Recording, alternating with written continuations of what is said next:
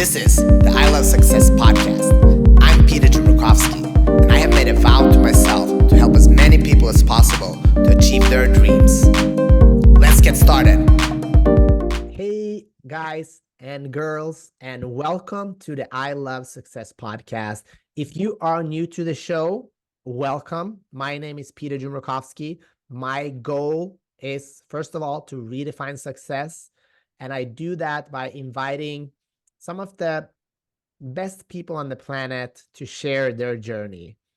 My goal is to help 10 million people in 10 years to achieve their dreams. I cannot do that myself. So if you enjoy this show, please share it with somebody that needs to hear this message. Give us a review and, jump on the I Love Success train with us. I'm really excited by this week's episode, and a new friend of mine reached out. We have only talked for about a minute, but I have starting to learn more about him, and it made me really excited. Not only because he was a professional basketball player, but because of what he has done in his space. And when you look at consistency and creating for a long time, I think that creates lots and lots of discipline. And just seeing, his 30 plus books, 8,000 plus videos, almost 3,000 podcast episodes, and even the way he reached out to be on the show with a personal video just says a lot about this guy. So I'm really excited to have Dre Baldwin on the I Love Success podcast. Welcome, Dre. Peter, I'm excited to be here. Thank you for having me on. How are you? I'm good. So let me ask you this before we dig right in. You're doing so many things and you're so seasoned now in this game. So how do you still get excited and ramped up for doing these types of things? Well, the big mission that we have over here at Work on Your Game is to get this message out to as many people as possible. We want to make this message, this Work on Your Game framework, ubiquitous with personal and professional development. So that means we got to get the message out to more people who otherwise hadn't heard of me. And I would bet most of your audience, Peter, didn't know who I was before that introduction. So this is another opportunity just to spread that message. Yeah, I agree. And I mean, the thing is, I wish I would have heard about you earlier. And that's the crazy thing with life, that there's so many great people. And I think we need to open our eyes to the understanding that every human being you meet can teach you something and can be a teacher, if not teach you what not to do, right? So one thing that I'm curious about, people that usually accomplish a lot of things and that are willing to have this discipline, it usually comes from, either a specific drive or a pain when they were growing up and dreaming. So I'm just curious, like, if you were to pinpoint your fire, your drive, where did that actually come from? No, people always ask me that, and I don't know if it was any specific thing, but now that you, based on what you said, maybe it was just as a kid. It's not like I came out of there as some great athlete, because my background is in sports. So I wasn't some great athlete identified as one as a kid, and I wasn't some standout performer in any particular thing. So maybe it was just a drive to get the recognition that came with being a high level performer at something. And maybe that's why I want to strive and achieve and be a high level performer now as an adult. But I don't know if there's any one particular thing that happened or if it was just an innate trait. It's an interesting question, though, to explore. Yeah, and I'm curious, where did the love for basketball start for you? Well, it was just a love of sports, and I tried a bunch of different sports. Basketball was the sport that I ended up with after I tried and did a little bit of football, a little bit of baseball, and then dabbled in some other things, and then found my way to basketball because in the environment that I come from, all the young men play basketball. And the good thing about basketball is that you can practice and kind of work on your game by yourself. You don't need a lot of people. You don't need other people, and you don't really need equipment. You just need a ball and a basketball hoop somewhere. So it fit me for practical purposes, and it also fit me because I'm pretty tall, has some athletic ability. Wasn't really good at basketball, but as I continued to practice, I got better at it. So it was just the last sport that I tried, and I happened to have a way that I could get better at it. So I think that's why I stuck with it. Nice. And how, like, it's interesting because looking at my martial arts background, I wasn't particularly good either, but for some reason I stuck around. And like, what was that for you? Like when you saw people around you maybe having it easier to perform at the level you wanted, like, why do you think you stuck around? Well, one thing that I noticed from a very early age, Peter, was that a lot of people, when they put themselves out there, their first foray or something, if it doesn't really work, and it's clear that it doesn't work, that they kind of lose their confidence or they're embarrassed by the fact that it didn't work and they go away and they never come back. So I realized that if I faced that same kind of setback and I didn't allow the publicity of failure, and again, publicity could just be everybody in your fifth grade classroom, whatever it is. If I didn't allow that publicity of public failure stop me from trying again, then I could create a competitive advantage for myself, because the next time that I came back, there would be a lot less competition, because everybody else who failed, they just didn't show up again. And eventually nobody would be showing up except me. So then I could kind of win by default. So that was almost the mindset that I had again as a teenager. But I realized that a lot of people, even in high school, the first year, everyone tries out for the basketball team, and the people who don't make it, a lot of them don't try out the second year, and even fewer the third year. And by my fourth year in high school, the year that I finally made the basketball team, there was hardly anybody at tryouts. I mean, there were people there, but it was a much smaller crowd than it had been when I was in ninth grade. I'll tell you that. And at least amongst my grade. And I think the reason for that is that people just stop trying when they realize that they're not getting success in a thing, which actually is not a bad idea, because sometimes you're not getting success for a reason. Yeah. But sometimes you have to be dumb enough, I guess, to keep trying, even though it's clear, quote unquote, that you're not going to be a success at the thing. I was just dumb enough to not listen to that practical and logical advice. Nice. And it reminds me of me. I like some of my first fights, if I watched the recording, I was so bad, but for some Right. reason I didn't give up. And some of the much better fighter, they actually had a hard time with me just because I Mhm. was, crazy enough to keep going. Uh, Exactly. but I don't even know why I did that. Like, do you know where you learned that, or like was that came natural to you, or was it an inspiration, a book, a movie, person? There wasn't anything conscious that I was thinking about when it came to it. It was just that when I didn't make it the first time at some team or something like that, it was either it was I was just competing against a situation. Okay, maybe let me see if I can work on myself a little bit better, work on myself a little bit more. Maybe I can get better and be better the next time around. Or once I saw other kids, they would quit when they didn't get the outcome they wanted. I said, okay, well, why don't I just keep going so I could be a little bit different from them? So I knew I always had the mindset of thinking a little bit different than how most of the people around me thought. Yeah. And if they would quit when they got a failure, then I'm just going to do different than that. I'm not going to quit. Let me just keep going, and let's see if I can maybe make this situation better. And that doesn't mean everything in life is always going to work that way, because listen, I tried other sports. I didn't stick with those. I stuck with basketball. So you have to find the right vehicle to do this with as well. Yeah. And curious, when did you feel like you made a team, and like when did you start feeling that you're, you know, pretty good at this?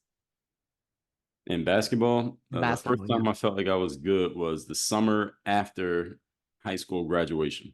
So it was the summer after high school before college. That's when I really started to feel really confident in my ability. That I felt like I could go to any basketball court in the world and I could hold my own on that court. I was confident in my ability. So that was the first time. So that was 18 years of age.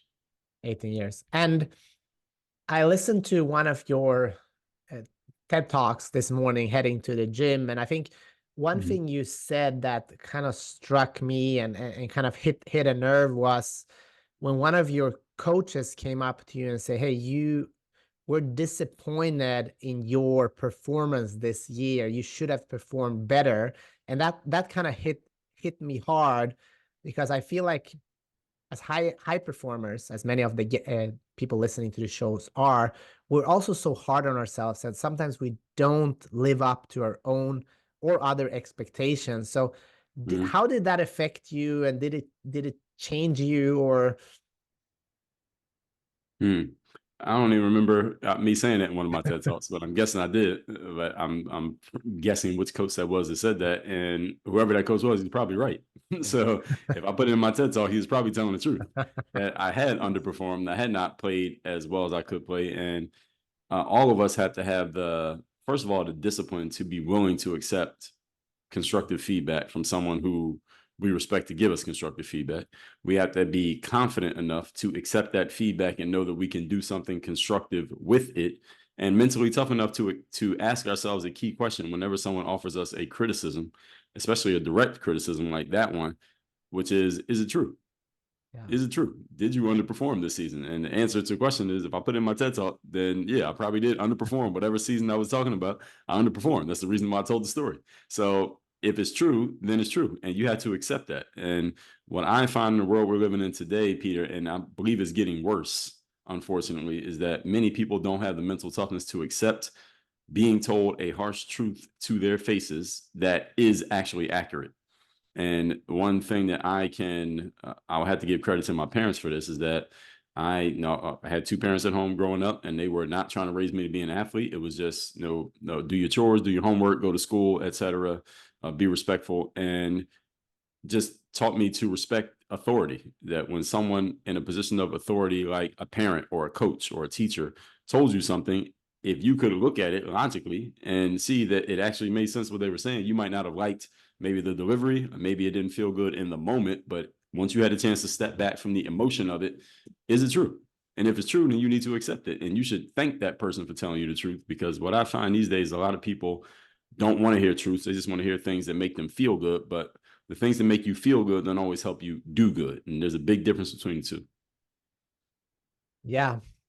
Thank you for sharing that. And before we kind of dig into your business and how you help people and kind of go into the framework, I'm I'm curious about peeling off the layers, like heart to heart. Why is this so important to you? As far as what's part? As far as helping people, doing so much, because it's so rare. And like, why is this important to you? So I think the genesis of it, Peter, was, as we talked about earlier, is that I always knew that I had a little bit different perspective than most people, that I looked at things a little bit differently. I had a different angle, and I was willing to articulate that angle, and I've gotten better at articulating it the more that I've done it. So the way that it started as far as putting my message out there to the world was, I mean, I first came out, I was just putting out basketball content, just showing people how to practice, which is a different thing than what I do now. Yeah. But the players eventually started asking questions about mindset. Like, what makes you show up every day? Or how do you believe in yourself in the game or in tryouts? Or why'd you keep trying when you were facing all these setbacks? So when I started explaining mindset and kind of breaking it down and taking things that I thought were commonplace things that everybody understood when it came to discipline, confidence, mental toughness, persistence, showing up every day, all of those things, I didn't think it was so groundbreaking for me to be explaining, because I thought everyone thought like this. But once I started doing it, Peter, I realized that it was a rare thing, as you just said, that most people had never even considered these concepts, let alone did they understand them, let alone could they explain them. So once I started doing that, I realized that this actually was a unique ability. And that's when I kind of put my foot on the gas and really started talking about mindset and the mental game approach. And I was first just using it, extracting the sports experience and explaining it for people in sports, but just talking about mindset, and it was directed towards the athletes. And what happened, Peter, is people who didn't play sports started picking up on the messages. They saw these videos I was putting out and said, well, Dre, it looks like you're making this message for athletes, but this applies to me and I'm not an athlete. And that's what kind of turned the light bulb on in my head that said, well, hey, if people who don't play sports need this, then that can be my segue from the sports world into the everything else world. And I knew I always wanted to do other things outside of sports, Peter. I knew after I got done playing, I didn't want to become a coach or a trainer in sports. It just was never my thing. I wanted to play, and when I'm done playing, I want to move on and do something that has nothing to do with sports directly.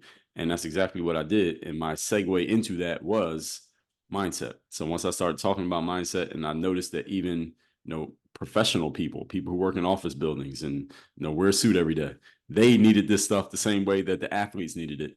I said, okay, well, there's an opportunity here. I didn't know that not everybody understood this stuff. So once I realized that not everyone did, that's when I knew I had an opportunity.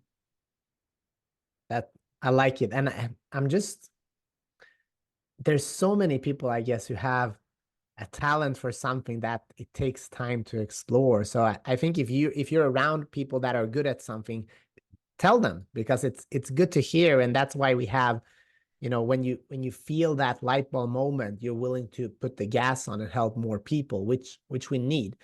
Before we talk about your like kind of mindset, self-confidence, I'm curious, like, how did you get professional contract as a basketball player abroad, and how was that experience? Just briefly for people who don't know you.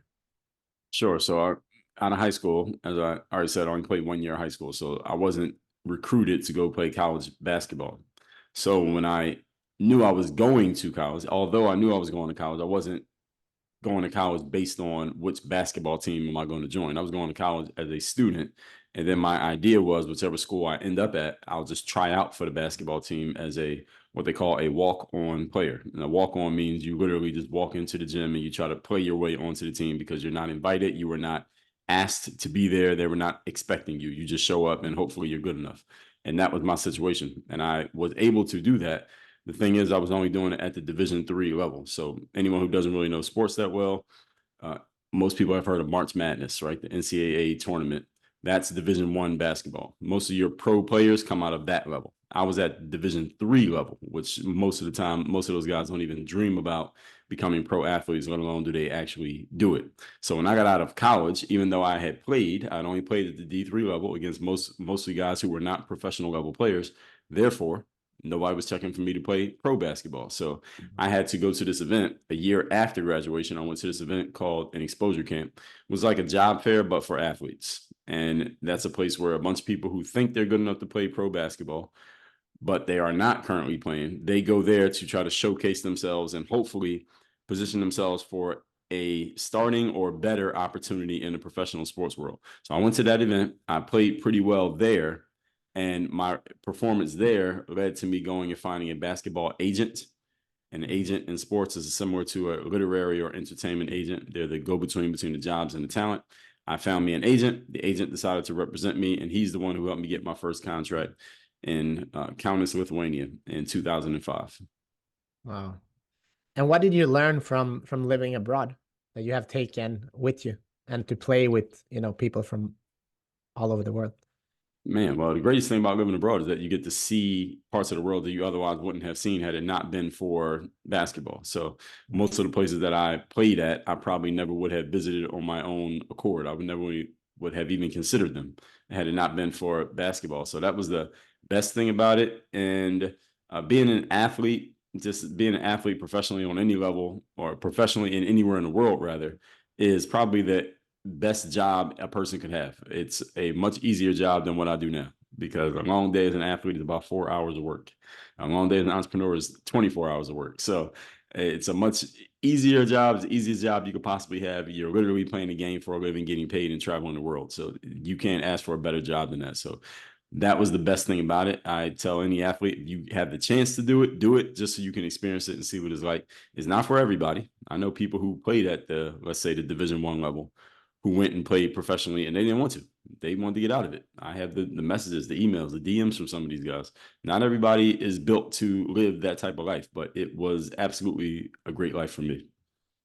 Yeah, I'm just, when you're sharing this experience, I'm thinking about Lyoto Machida, the UFC champ, who was on my show twice. And he was sent to Japan to train, and he's grew up in Brazil, and it was so cold there, and he had to go and train.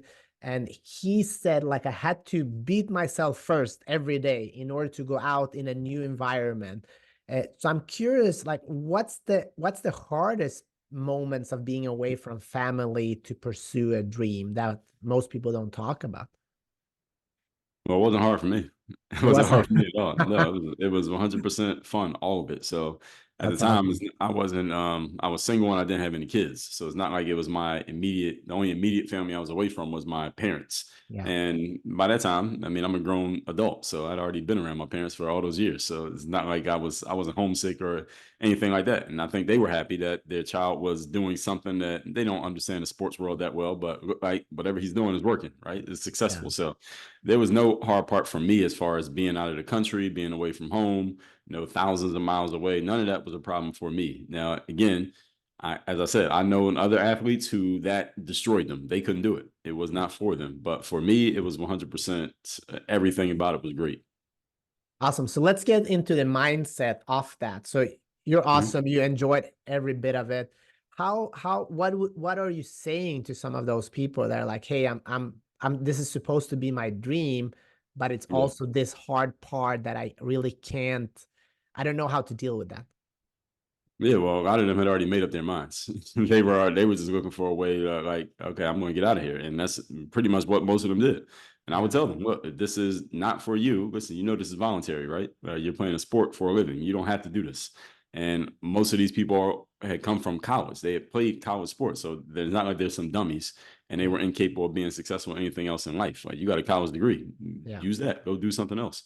And that's what most of them ended up doing. They went and did something outside of playing sports because they realized that playing sports was just not going to be their thing. And that's what I tell anybody, is that if you're not seeing the vision anymore in your mind of you being successful at this thing, but you're still doing the thing, then you are on your way probably out of there. You don't see the vision anymore. You don't want to show up after a rough day anymore. You don't still see yourself being a success at that thing, then you probably need to find yourself something else to do, because life is short. Yeah. Let's talk about self-confidence. I know you've said in some instances that you can't have too much self-confidence. So Mhm. let's talk about, how do you build your self-confidence? Where does that come from? And how can people listening and watching this show get better in their self-confidence? The definition of confidence, Peter, is your belief in your ability to do something, or is a belief in your ability to do something. And the only way you develop belief in an ability is by consistently doing it. And in that way, discipline creates confidence.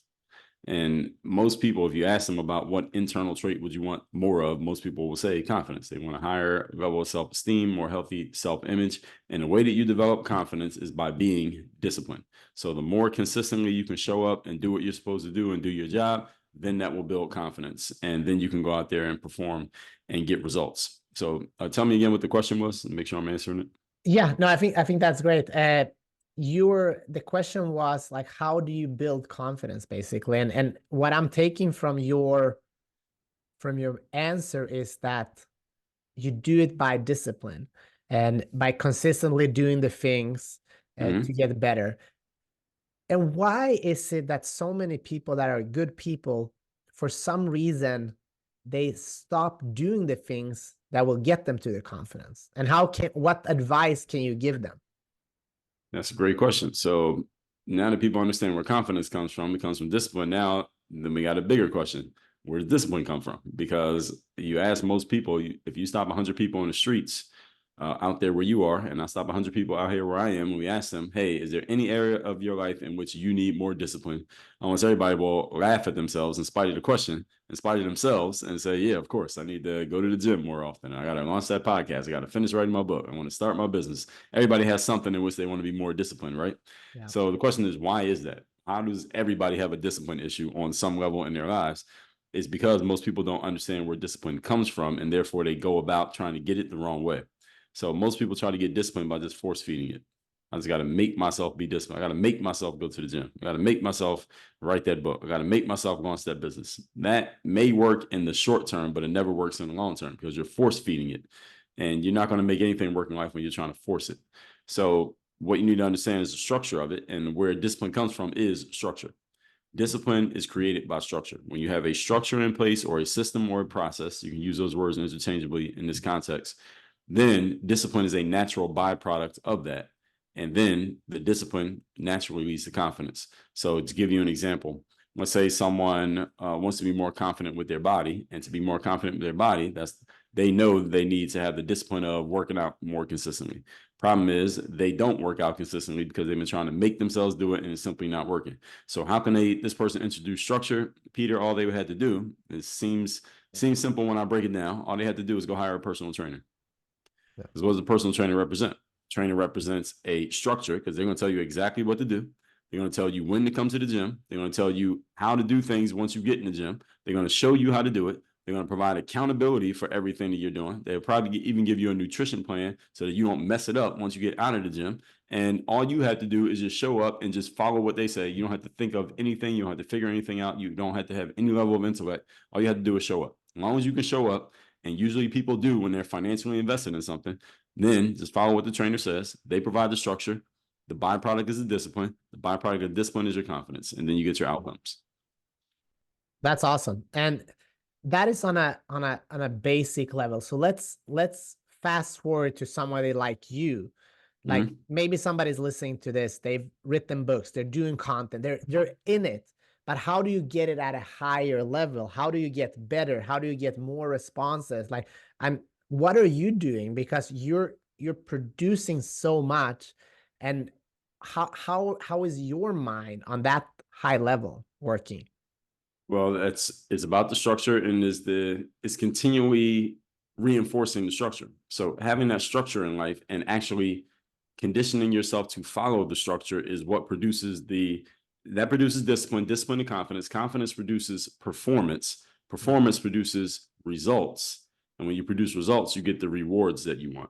And once you've seen this whole process all the way through to the rewards, and again, the rewards are what you choose, then you will happily go through the whole process over and over again because you want to get that reward every single time. So the key is actually seeing this process through to an actual outcome, something that you want. And once you've seen that actually happens and you see that this whole thing works, then it's easy to get someone to do it again and again and again. So it's important that when you are helping someone, you're in the position of being a coach or a consultant or the expert, that you help people get a win, help them get a success so that they can see that following what you say actually does work and it does actually help them get a result. So for me, it's been years and years of reinforcing these messages with myself and this process with myself and the results that I've gotten from doing it, because I've gotten results. So it's not like I'm questioning ever, does this work? I already know it works. I already have proof that it works. I'm proof that it works. So I don't have any challenges when it comes to continually following this process because I already know it produces an outcome that I want. That's great. And how is your schedule as far as producing content? Like, how do you make sure that you do what you said you were going to do? Well, I do a lot of writing. So every day I have it actually in my calendar. I have about 10 items that I know that I need to do every day. They don't take a ton of time, but they do take some time and attention of mine. And every day I go through them. One of them is get an article written. And either I save it or I schedule it and may go on my monthly newsletters, whatever it's going to be. But I know every day I want to finish and complete an article, at least one. When it comes to my show, I have a solo show that comes out every day. I try to record at least 8 episodes every week because there's 7 days in a week. So if I record 8, then that means I'm bagging extra episode. And I do that so many weeks in a row. Now I got extra episodes. I could take a week off if I want to.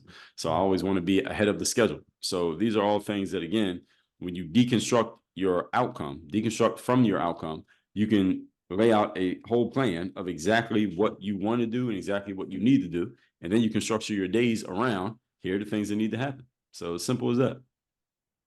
Yeah. But how do you have time for everything? Well, we all got the same amount of time.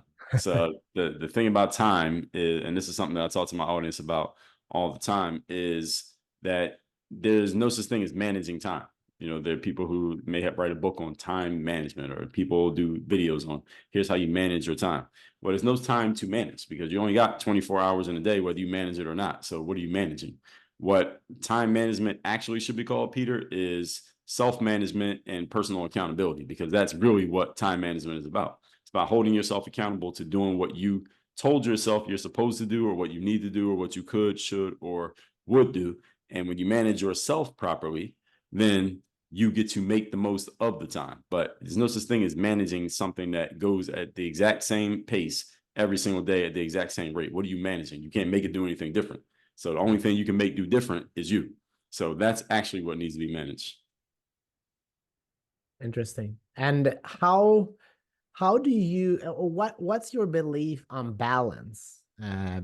Is it possible to attain balance in life while being a high performer, or how does that work? Yes, it is possible. It's just we need to understand what balance means. Most people think balance means 50-50. or an equal amount for everyone and everything. It does not. So I know your background's in martial arts, but you're familiar with Michael Jordan, right? Yeah. Okay. And people listening, most of you are familiar with him. We can even say LeBron James for a more contemporary example. If me, you, and LeBron are on a basketball team, should we all get the ball in equal amount of times? No. No, because LeBron's the best player, right? He should probably get the ball the most, and then me, and then you. Now, you'd be a distant third between the three of us, right? And because you're probably not a basketball player. And if we were on a tag team of combat fighting, then you should be the one in the front, and then maybe me and LeBron might battle it out for second place. But that's how it should go. Why? Because we need to give the biggest amount of resources to the person who can produce the biggest amount. So balance does not mean everyone equal. Balance means it has to add up to 100%. That doesn't mean everyone gets the same amount. So if me and LeBron are playing 2-on-2 basketball and he and I are teammates, I don't play anymore. So LeBron should probably have the ball 95% of the time, and I'll have the ball 5% of the time. And that's balance because it makes perfect sense. And it's the exact same thing when it comes to other aspects of our lives. What is going to add up to 100% does not necessarily mean everyone is equal, because everyone is not equal. All right, we are created equal. We don't remain equal because we make different decisions. Human beings all get to make choices. We are not equals, and therefore we should not be treated as equals. We should be treated fairly. That does not mean the same. Yeah. But how do you do that in reality with your, personal life, business, friendships, relationships, in order to be, a present human being at the same time as you're growing a business and are a high performer, and at the same time enjoying the journey of that? Great question. Great question, Peter. So the answer is you need to understand that everything in life has a trade-off. There are no perfect scenarios. Everything has a trade-off. So if you want to maximize, actually, let me back up. Have you ever read the book about Jeff Bezos called The Everything Store about Amazon? No, not yet. Okay, so there's a book called The Everything Store. It's about Jeff Bezos, where it's explaining how Jeff Bezos built and ran Amazon and turned it into this conglomerate that it is, at least as of this recording. And one of the things that Jeff Bezos would tell his leaders and his managers, his C-suite executives, is that this is not a place for work-life balance, at least the way people call work. Most of the time when people say work-life balance, what they mean is an equal amount of both. But I just kind of debunked that concept. But most people, when they say it, that's what they mean. And Jeff Bezos said, this is not a place for work-life balance. So you're the type of person who wants to be at your kid's soccer game at 6:30 every Thursday. This is not the job for you. All right, this is a job where you're going to be at work at 6:30 on Thursday. All right, you are going to be here more than you're going to be at home. You want to be at home, sit down and eat dinner with your kids every night and watch an hour of TV with your significant other. You should not take this job because this is not the place where that's going to happen. If you want work-life balance, go work somewhere else. Here, where you're going to be working, and you're going to work a lot, you're going to work extra, and that's the type of person we're looking for, a person who is ambitious about their career. So I'm saying all that to say this, that there are no perfect scenarios in life. There are only trade-offs. If your aim is you're a very ambitious person when it comes to your career and your business, then there are some things in your personal life that must take a back seat in order to make that work. If, on the other hand, you're the type of person who wants to maximize how much time you have at home, you want to be there every time your kid says a new word, and you want to go to every soccer game, and you want to watch a movie every night with your significant other, then you're going to have to make some trade-offs in your career in order to make that happen. And you're probably not going to go as far in your career. You're not going to get the promotions. You're not going to make as much money because you're not there doing the stuff that the person who is more ambitious is willing to do. So everyone in life has to decide which trade-offs are you willing to make and are you willing to live with in order to get the outcomes that you want. So hopefully that answers your question there. Yeah, I think it reminds me of what Oprah once said: you can have everything, just not at the same time. Exactly. When I'm thinking about this, I think the challenge is that we're being drawn between all these worlds, and we don't, like, I can feel that myself, even as a high performer. I'm sure a lot of my audience too, and we don't really know like how much time to allocate to what, even though we have a vision, what we really want to accomplish. Like, is there any tools or ideas you have to gain more clarity on that? On what? On getting clarity on where to allocate the time, because there's so many things that, for example, there's so many things that I love in my life that I want to do, but I also realize exactly what you say, that you have to lean in in one Mhm. specific area to excel. That's And I right. think most of us know that, but sometimes we don't know how do we allocate that time. Yes, that's correct. And one thing I can tell you very simply is get around someone who can help you figure it out. That's one thing you can do. So, the good thing about the world that we're in today is that you have access to a whole lot of people who may be able to help any of us figure things out better than we could figure it out on our own. There are basically three things you need if you're going to get to any level of achievement in life. You need to know what you want, you need to know why you want it, and you need to know how to do it. All right. So what you want is the outcome. Why you want it is the driver, the motivation behind it, and then how is the bridge between the two. Yeah. Bridge between why you want something and what you want is how do I actually do it. And the how part is what you're asking about here. You can get someone else to help you figure that out. You have to supply the what, you have to supply the why. But anyone or anything else can help you with the how. This is why AI these days, this is what AI is going to do. Artificial intelligence is going to help people with the how. All right, I want to put a blog on my website every day. Why? Because I want to get my name out there. All right, how can I do it? Okay, you can sit down and write every day. If you're too lazy to do that, or you don't have the energy or the time, AI can write an article for you. That's the how. Or another one is what I want to do is I want to get back to the size I was in high school. Why? Because I want to show off for I got a divorce and I want to get a revenge body, right? Now, how do I do it? You can't do it on your own. You've been trying, but you're still 30 pounds overweight. Okay, so how about you hire a trainer and they will help you with the how. So the how you can get from someone or something outside of yourself. The what and the why you must provide. So to answer your question there, when it comes to figuring out that clarity, this is one of the biggest things that I help people with as a coach, because these days, most people, one of the biggest things they lack is clarity. And the reason people lack clarity is because, first of all, they just have very vague ideas as to what they wish to achieve in their goals. And because people are constantly distracted by these things right here. And for anybody who's listening on audio, I'm holding up my phone. So we're all distracted by those. And what we have to understand, Peter, is that focus is a force multiplier. Is that the longer and the stronger we can stay focused on anything, the stronger our force becomes. The problem then is when we are continually distracted and we are continually having our focus broken by social media, text messages, notifications, looking at this thing and this thing and this thing. We're switching between tasks so often over the course of a day, our force never gets up to its highest possible level, and therefore we have no clarity. So to get clarity, what you need to do is really take time to get focused on what you want, why you want it, and really narrow it down to where you can clearly articulate it in a way that anyone can understand. And I work with entrepreneurs every single day. And the biggest challenge that I see with most of the entrepreneurs I work with is they don't even know what they want. You ask them, okay, what do you want? What are the outcomes here? Where are we trying to get to? Why do you want to get better? Why do you want to make more money? How much money? By when? How do you want to make the money? They can't even answer these questions.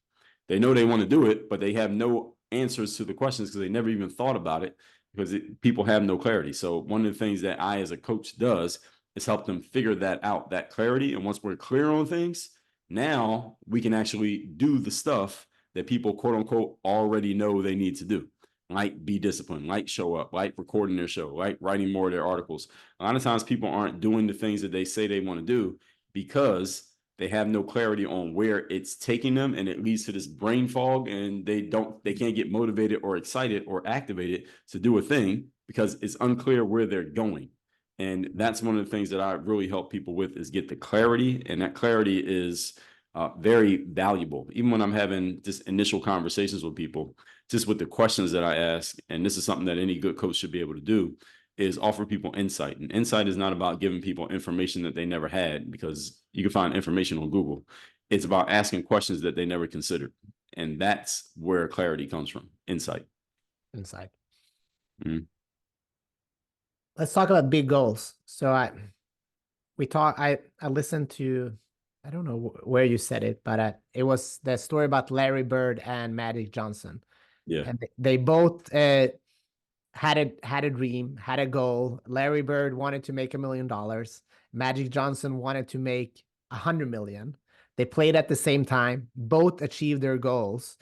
Can we just walk through, like, how do you get the courage to dream that big? And how do you expand the vision in your mind to something that's beyond what you can grasp right now? Mm. Well, I think, and you're right about that story, and is accurately told. And I think the biggest thing is, it's a little bit is going to be innate. Some of it is just who are you? Who are you as a person? Magic Johnson's a person who had kind of a big vision for himself, and therefore he had a big goal for himself. Larry Bird had a rather narrow vision. I mean, $1 million is still a lot of money compared to most people. So it's narrow vision compared to Magic Johnson. But I think it's a little bit about who you are as a person, and it's about your level of ambition. And I think ambition is something that you either have it or you don't. I don't think you can install ambition in a person. In my life experience, I don't see a person going from not ambitious to becoming ambitious. Doesn't mean people don't want to do well and take care of themselves and their families. But most of the people I know who were ambitious 10 years ago are still ambitious now. And the people who were not, they're still not ambitious. So I don't see that being a switch that can just be flipped on. Either you have it or you don't. So that's where, when it comes to big goals, I think it's something that you usually can notice in people from a very early age, and it just ends up manifesting in what they end up doing. And I'm just trying to think, because the thing about expanding your dreams, at least for me, it has come with, getting a little bit of success. Because I remember when I was a kid, just being the best in my local karate club, where my father was the sensei, was a big deal. Right. Which is a very small dream if you compare to, Magic Johnson. And then I dreamt about, maybe becoming the best in the country. And Right. when that happened, I expanded my dream to, maybe becoming the best in the world, or expanding my dream to try something bigger. But it's also been important for me, as you talk about mentors and coaches, to have the right people around me that does believe in me. But one thing that I feel like it's hard, and I know you talked about this as well, is like when you grow, people around you sometimes get upset with your demeanor, or how you show up in the world. And how do you handle that? Because coming from, being a bullied kid, chubby kid when I was small, until have like these extraordinary big dreams, I still have, I want to be liked, but I also have that drive. And I know when I go into drive mode, sometimes I am like very intense, and not everybody enjoys that version of me, because I have very high standards. So what's the question? The question, like, how do you deal with, being around people with different types of dreams when you're trying to grow, and maybe that creates uncomfortability with the people around you in work and life, friends, family? When it comes to your personal ambition, I'm saying you and also the listeners. When it comes to your personal ambition, other people being uncomfortable with it is not your business. That's not your responsibility. Your responsibility is to your goals and your outcomes, because we're in a results and performance-based business. So what matters ultimately in your life is what you produce and how you perform. And if someone else happens to be uncomfortable with that, that's their problem, not yours. So that's the way that I look at it. Are you familiar with the Big Five personality traits? Ever heard of it? The colors, or No, no? they're actual traits like conscientiousness, neuroticism, agreeableness. You ever heard of those? No, I don't think so. Okay, so there are 5 of them, and I just told you 3 of them. I can't even remember the other 2.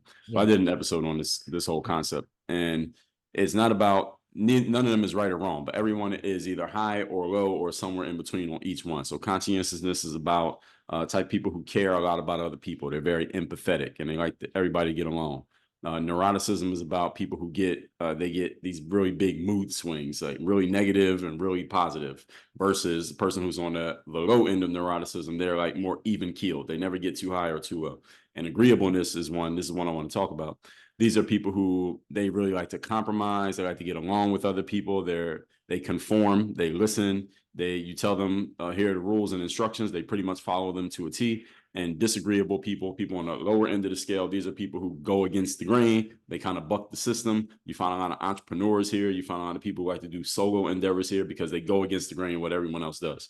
I am very much on the disagreeable end of that point. because I'm the type of person who, if a bunch of people disagree with what I'm doing, so what?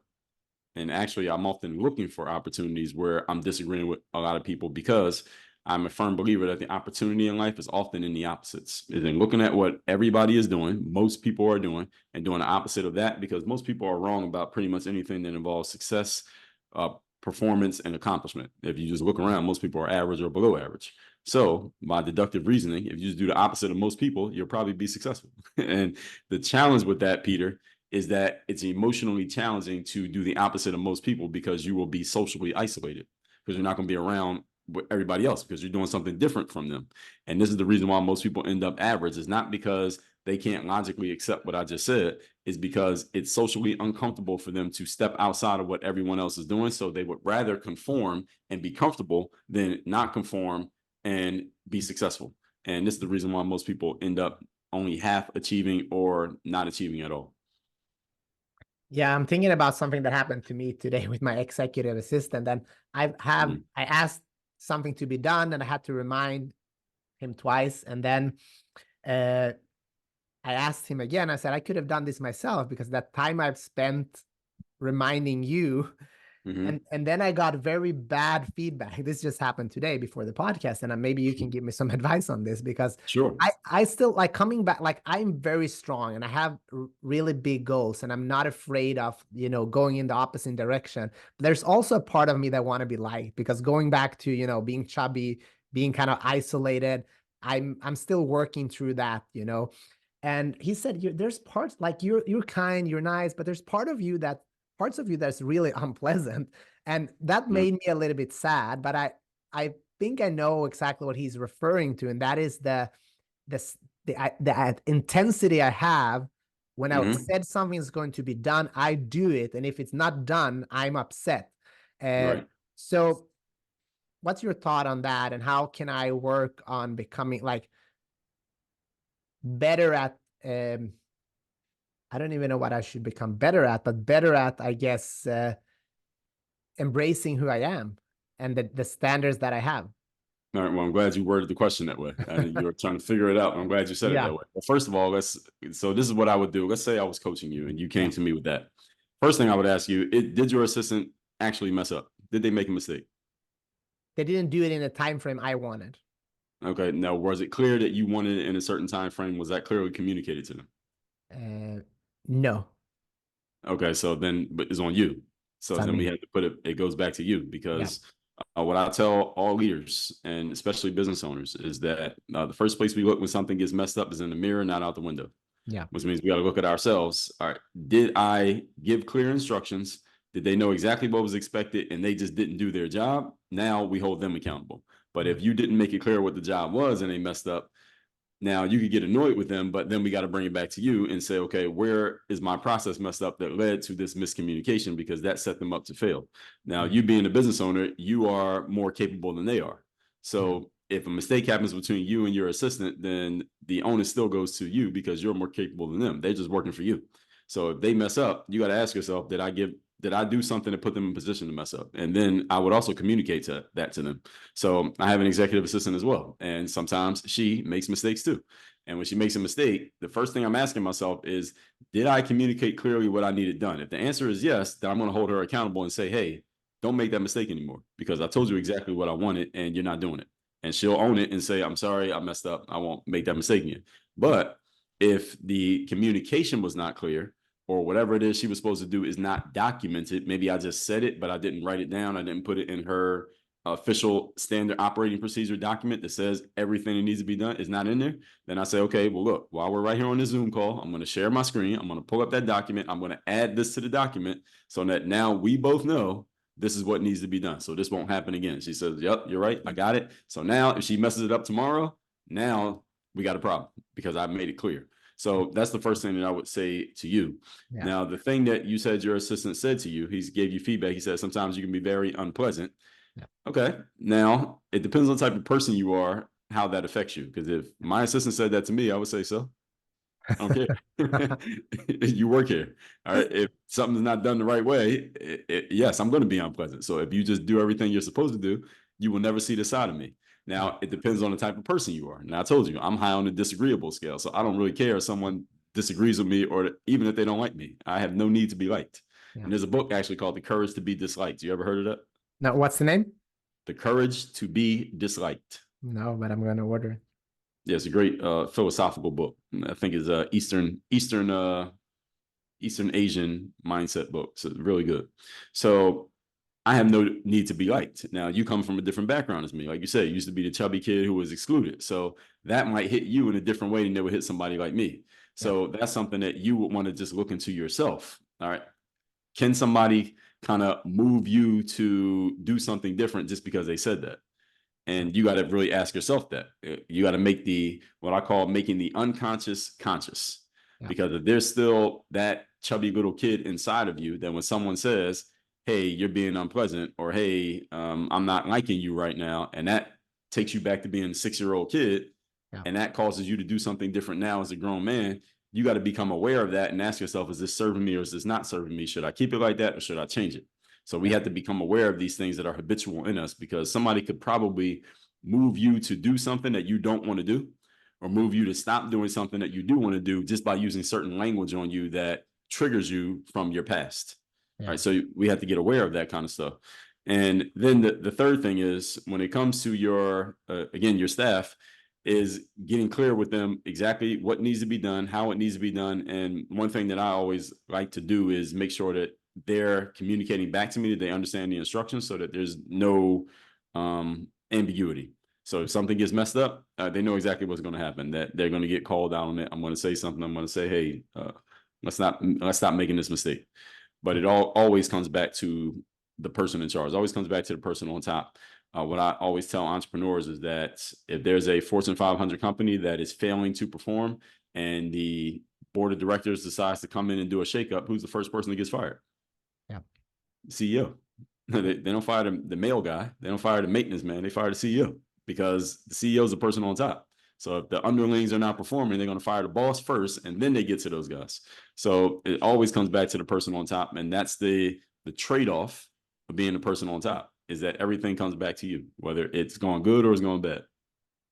Thank you for giving me that insight. It helps me a lot. And sometimes not exactly what I wanted to hear, but what I needed to hear.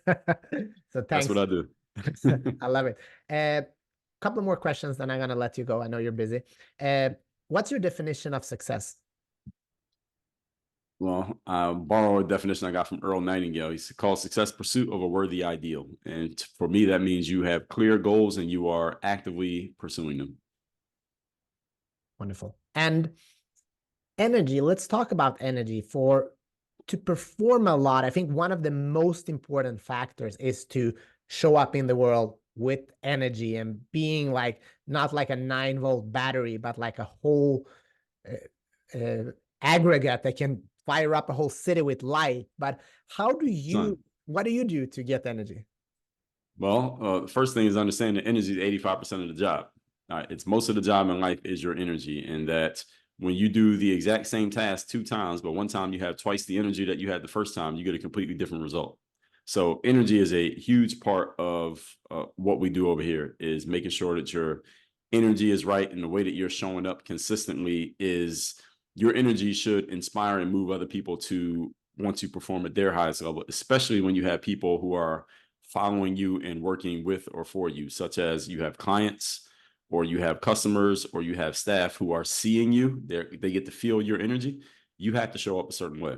And one thing that I tell people is that no one should ever be able to tell whether you're doing poorly or whether you're doing terribly or you're doing amazingly based on your energy. All right. I tell people your energy should be exactly the same every day. So whether my last 10 sales calls, I missed all 10 and made no money, or I closed all 10 and we maximized the money, you shouldn't be able to tell which one happened to me, or if I'm anywhere in between based on my energy today versus tomorrow. It should be exactly the same. So that energy is fueled by 5 things: sleep, meditation, exercise, what you're eating, and what you're drinking. So those 5 things, those are the 5 things that fuel actually flexibility, not the eating, but what you're putting in your body: eating, drinking, flexibility, mental conditioning, like meditation, mindfulness exercise, sleep, and exercise. And when you say flexibility, what does that mean? So the flexibility physically is doing things like yoga or just exercise, period. Foam rolling, getting in the jacuzzi, getting massages, just making sure your body can actually move. Because when your body starts to stiffen up, that's when you start to look and feel like an old person, no matter what your age is. Mental flexibility is taking time to recharge your batteries, because these days we're often connected to stuff. We're connected to the earbuds, and we're connected to the phones and the computers and the Zoom calls all day long, and we never give our minds a chance to refresh, the same way that sometimes you got to restart your computer to let the batteries refresh. So that's the mental flexibility, that's the physical flexibility. Awesome. Dre all day Baldwin. Awesome time. Thank you for coming on the show. Is there anything else you want to say before I let you go? Man, well, I appreciate you sharing your platform and this opportunity here, Peter. What I would say to the audience is everyone needs to realize that we all have a game, whether you're a podcaster, maintenance man, author, teacher, swimmer, professional speaker. We all have a game that we are in. Your job is to understand what game you're in, what game you're actually in. Develop your game so that you can go out there and perform. When you perform, you have to produce results. You produce results, you get rewards. And when you see that you have a process that makes that happen, then you do it over and over and over again so you can accumulate whatever rewards you want in your life. Awesome. And if people want to connect with you, work with you, find you, where's the best platform? The best place to find me on social is every social media platform. We're on all of them. I'm actively posting on everyone every single day. Probably most active on Instagram, which is just my name, @Dre Baldwin. As far as our materials, I do give people a free copy of one of my books. Can I share that? Yeah, of course. Sure. So we on video? Yep. Okay, so this book right here called The Third Day, The Decision That Separates the Pros from the Amateurs. This book is all about how you show up and give your best effort when you least feel like it. So this is about conditioning and programming yourself for that energy that you just asked me about. How do you show up and give your best effort on days when you might not even feel so good? Maybe mentally you're not good. Maybe you didn't get any sleep. Maybe you're tired. Maybe business is challenging.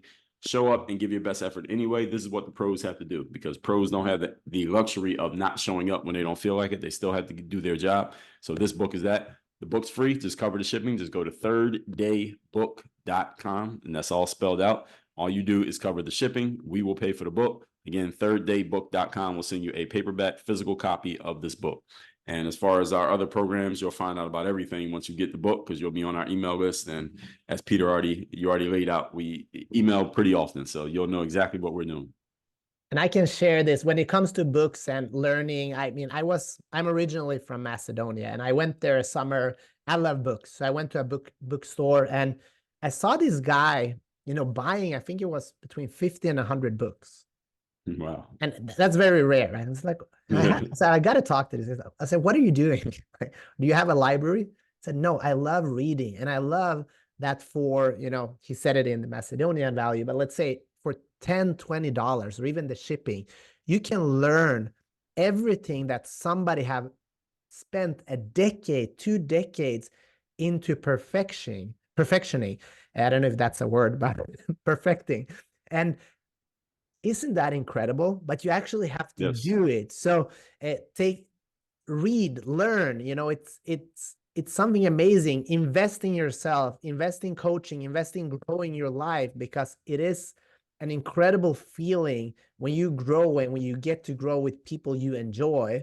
So Dre, thanks again. This was amazing. Thank you, everybody that are still with us. We're an hour in, and I think in 2024 to ask for an hour of someone's attention is a big ask, and we truly appreciate it.